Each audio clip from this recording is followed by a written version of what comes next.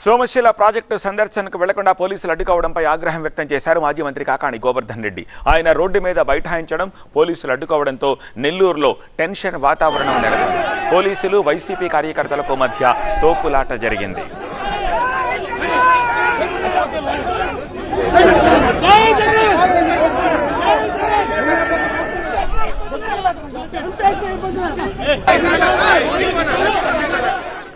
Rayalaseema lift irrigation కి చంద్రబాబు చరమగీతం పాడారని కాకాణి ఆరోపించారు. చంద్రబాబు నిర్ణయం వల్ల నెల్లూరు జిల్లా రైతులు తీవ్రంగా నష్టపోతున్నారని అన్నారు.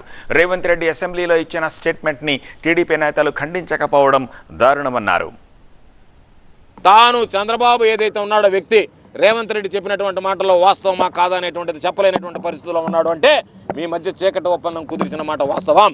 కాబట్టి నీ స్వార్థ ప్రయోజనాల కోసం రాష్ట్ర ప్రజల ప్రయోజనాలు, రాష్ట్ర రైతాంగ ప్రయోజనాలు తాకట్టు పెట్టావు. కాబట్టి ఈరోజు సోమశిల దగ్గరికి వెళ్ళి మా ప్రజాప్రతినిధులు రైతులు అందరం కలిసి వెళ్ళి దాన్ని పరిశీలించి ఉన్నటువంటి సమస్యల్ని ఈరోజు ప్రభుత్వం దృష్టికి తీసుకువెళ్దాం, చంద్రబాబు నాయుడుకి కనువిప్పు కలిగిద్దాం అనేటువంటి ఆలోచన చేస్తే దౌర్జన్యంగా మా మీద దాడి చేయడం, మాకు సంబంధించినటువంటి వైఎస్ఆర్ కాంగ్రెస్ పార్టీ కార్యకర్తల మీద చేయి చేసుకోవడం, కొట్టడం, దూషించడం, అడ్డుకోవడం ఇవన్నీ కూడా సమర్థవంతం కాదు, సమర్థనీయం కాదు.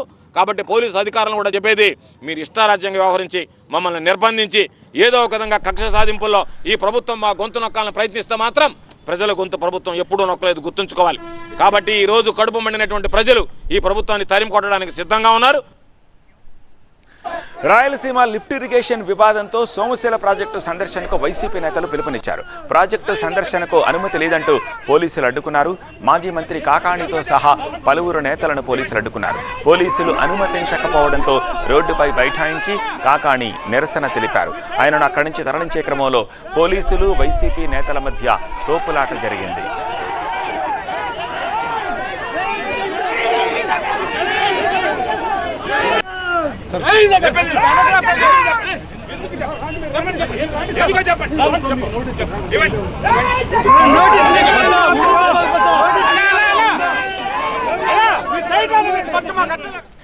సోమశిలను సందర్శిస్తే ప్రభుత్వానికి నష్టమేమిటని కాకాణి గోవర్ధన్ రెడ్డి ప్రశ్నించారు. తమ గొంతు నొక్కే ప్రయత్నం చేస్తున్నారని అన్నారు.